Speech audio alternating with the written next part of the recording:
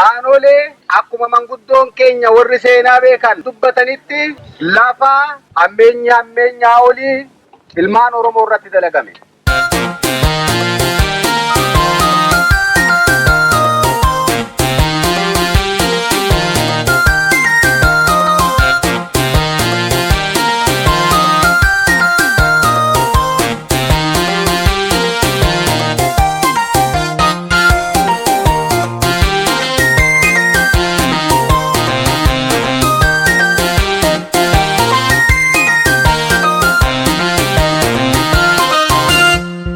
Sejira binari gamada goota Oromoodha kanija barbada.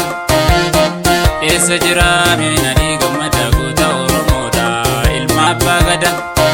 Nadi ilma Oromoo goota baddaa gaara ijaan si arguudhaaf nutti taate dharra.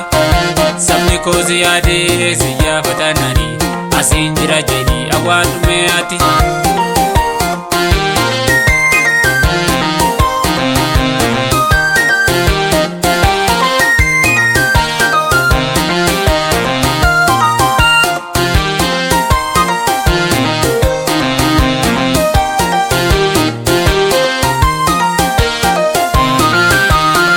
Tokko guutu aadaa gabrummaati lafatti hidhamne guutamee qaqabna tokkummaadha malee duras nu maallamne hayyuu meeqa achi buutee dhabne du'aniiru jenne reeffa awwaalanne lubbuun jiraatanii jira isaan hin garre jarraa tokko guutu bana keessa tarre jarraa tokko guutu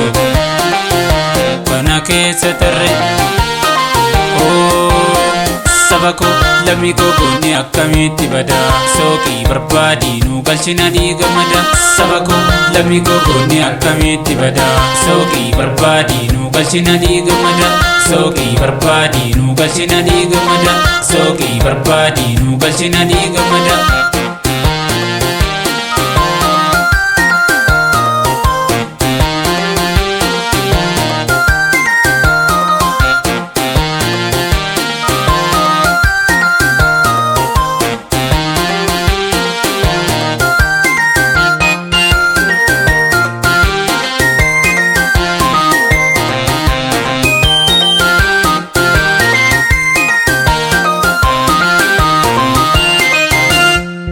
Sejira binari gamada goota Oromoodha kanija barbada. Sejira binari gamada goota Oromoodha ilma abbaa gada. Nadi ilma Oromoo goota baddaa gaara ijaan si arguudhaaf nutti taate dharra. Sabni koo si yaadee si yaafatanani asiin jira jedhi awwaan dhumee ati.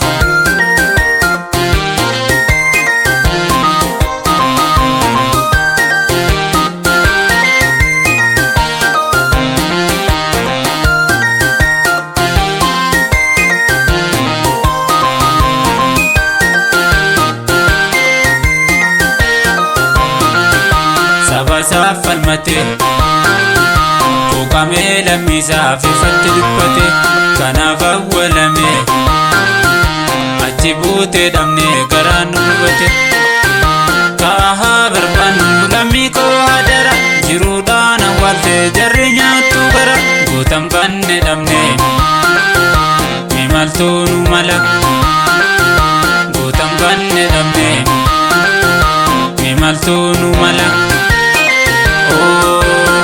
Saba koo lammii koo goonni akkamitti bada sooqii barbaadii nu galchina dhiiga mada.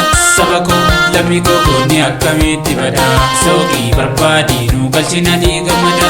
Sooqii barbaadii nu galchina dhiiga mada. Sooqii barbaadii nu galchina dhiiga mada. Sooqii barbaadii nu galchina dhiiga mada. Sooqii barbaadii nu galchina dhiiga mada. Biyya keenya jaalannu namoonni qooddan feenummoo akka barbaannetti bulfachuun mirga keenya.